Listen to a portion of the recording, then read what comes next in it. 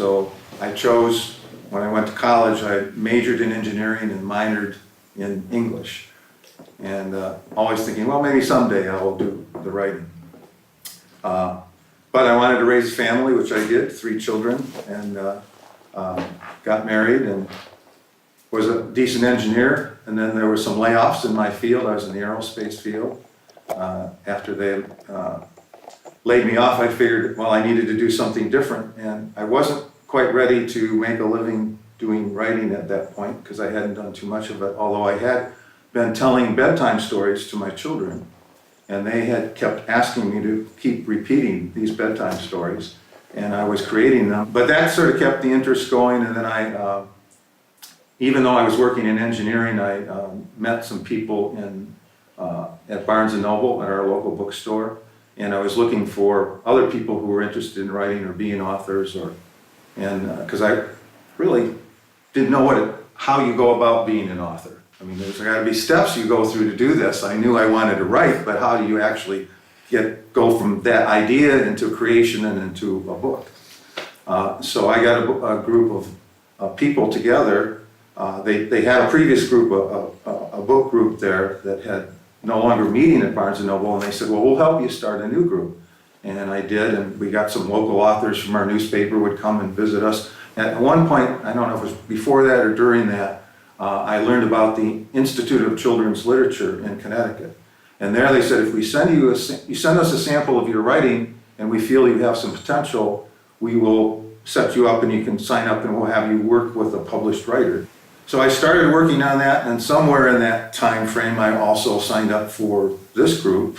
I'm Irish and had a lot of interest in my Irish heritage, and I wanted to know more about Irish folklore. My dad really never talked a lot about it. He was always very proud of his Irishness, but not necessarily didn't have a lot of stories to tell me, and I wanted the stories.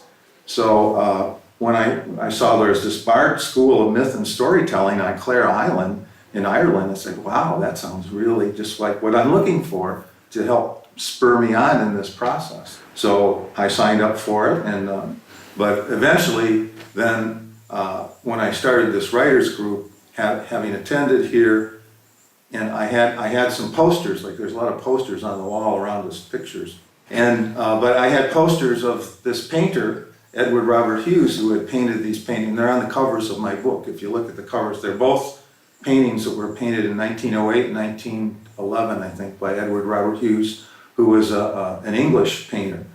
But he liked the magic and the mysticism when he was doing his creative work. And the one painting has the girl with fairies at her feet, and they're lighting up. And so that gave me the idea that this girl in this picture, she's the girl in my story, and her name is Deirdre. And then things started flowing, and I started using some of the names of the characters that I had read, and some of William Butler Yeats had done, a lot of summaries of the stories, of the myths, and the Culain story. And I was really fascinated by that. My intention was, I want to rewrite the myth in a new way, in a different way, because Culain goes around slaying everybody and killing everybody. And I felt that there's got to be a better way for a hero to perform than just killing a bunch of people. So if you get a chance to read my book, what you'll find out is that they use what becomes known as the Sword of Lu, which is the Sword of Light. And because it's a Sword of Light, it's an impenetrable sword. It cannot be defeated. My thought process all along, combining all these elements, and probably my Christian background, my Catholic background as well, in that mythology, I was trying to blend them together. It reinforces my thought that the writing that I have done and the integration that I'm doing by bringing some myth into a storyline may be able to help more people than just telling a story.